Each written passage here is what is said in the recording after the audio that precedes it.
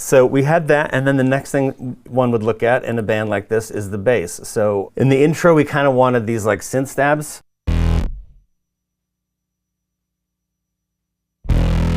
I bet that's him playing the bass for sure. Maybe going through a synth pedal. I don't even remember. What does it say? It says synth bass. I mean, that's Chris playing the bass without a doubt. And so then when you get into the verses and the normal sort of verses and choruses, this is his sort of standard bass sound at the time.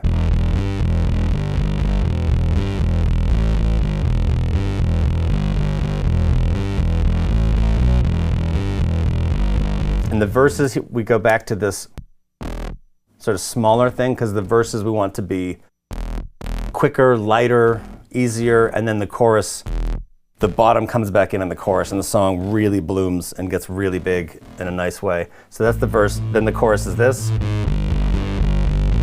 So let's take a look at Chris's bass breakout at the time. So he would use pretty distorted bass, and the way that the best method for doing distorted bass, he had developed this on his own, was to actually split up the bass into multiple cabinets. So he'd have one, would take a DI like any person would normally, and then we'd have a clean cabinet, which is just clean punchy bass.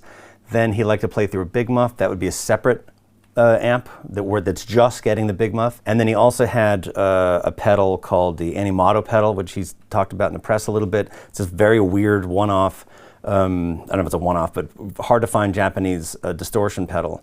It's really nasally and sounds kind of bad on its own. So this is what the Animato amp would sound like on its own.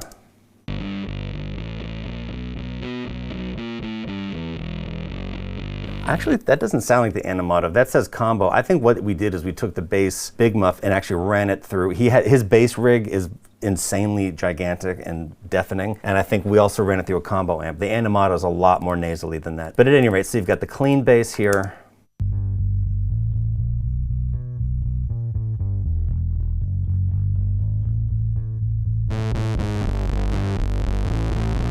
Okay, so this is interesting. This wasn't a big muff. It says right here on the track, bass ARP.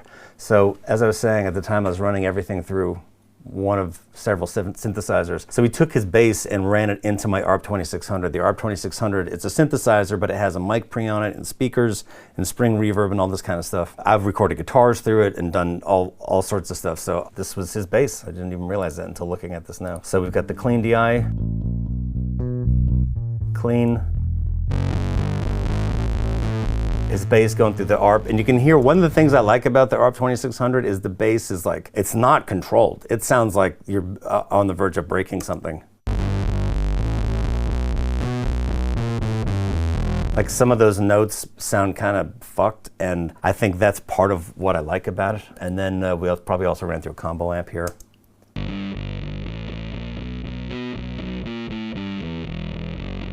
So the whole bass package was, as we heard already.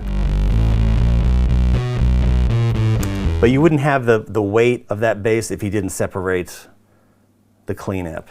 Here I put an R bass on it, so we have a little bit of sub on the bass. I wouldn't have used R bass then. I had a DBX subharmonic synthesizer that we used during mixing that generates an octave down. It's very dynamic, and so I would compress the send going to this box so that the bottom end was solid, because otherwise it's constantly moving around like this. Okay, so we've got drums, bass. Let's see what that sounds like so far. Percussion, so we got percussion, drums, synth kicks, and the bass.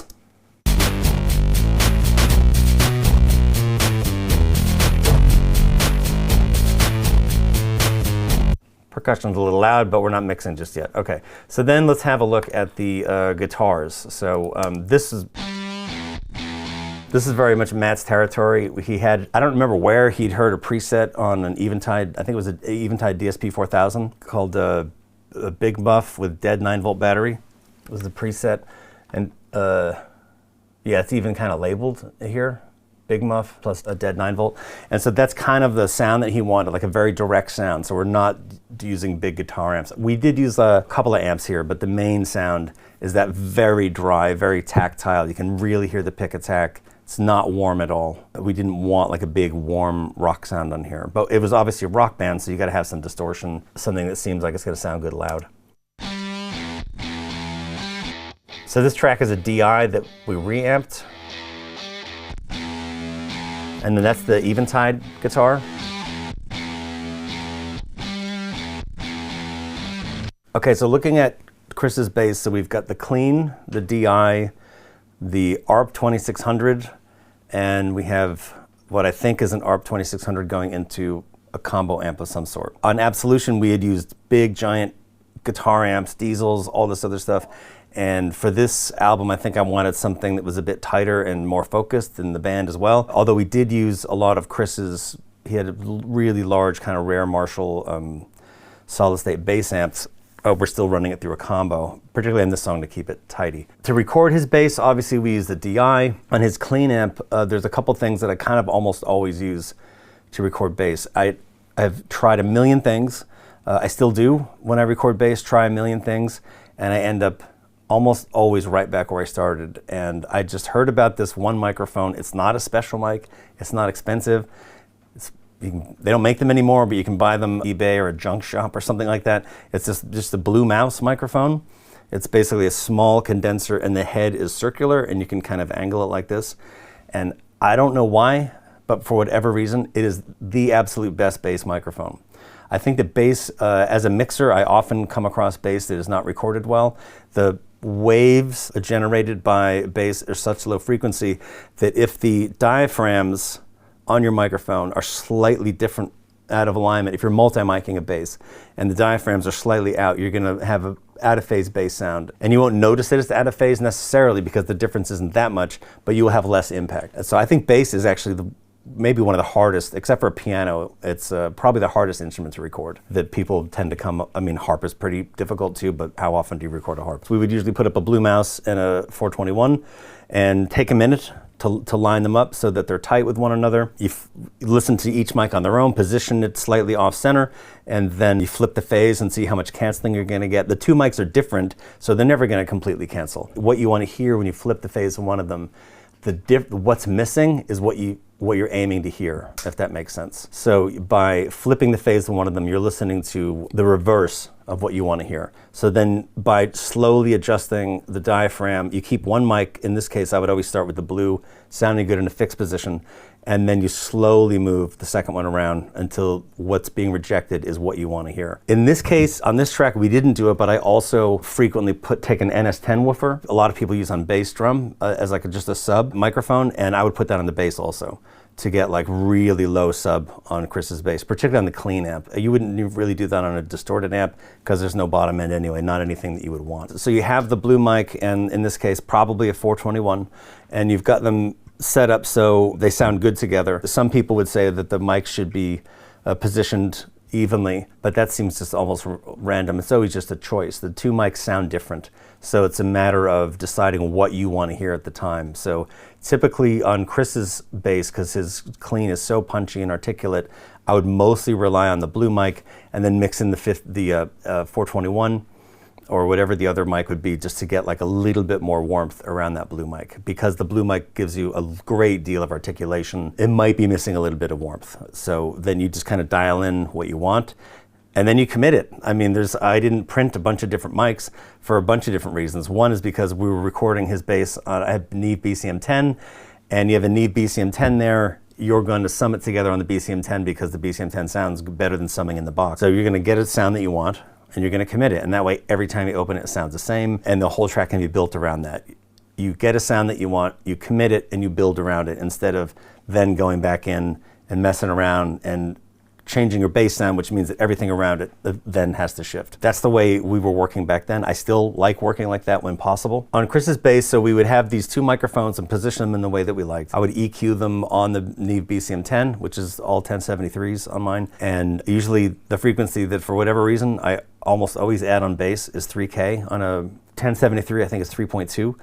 And I don't know why, but it adds articulation to the bass in almost every single case. Even when I'm mixing today, it doesn't matter what I'm mixing. If I'm not hearing enough articulation on the bass, I turn up 3K. So we'd come out of there, and then you want to compress the bass a little bit. I'm not a big proponent of compressing the bass loads. So be an LA2A, something like that kind of, grabs the bass and is warm. I also sometimes use EAR 660s on bass when we're tracking because they're a little bit transparent. They're grippy on the bass, but they don't smash it too badly. Over-compressed bass and rock music can easily destroy your track. Oftentimes, I'll compress bass sometimes when I'm mixing. Usually I do as well because you want the low end to feel even and not moving all over the place. But the more you compress that bass, even if the rest of the track is not compressed, the entire track will start to sound compressed. So when you're recording the bass, you want to get the bass to be as even as possible across all the guitar and compress it as little as you can get away with. And that way you're going to get as much articulation as you want. The bass is a rhythm instrument. Chris plays with his fingers, but he's still pulsing all the time.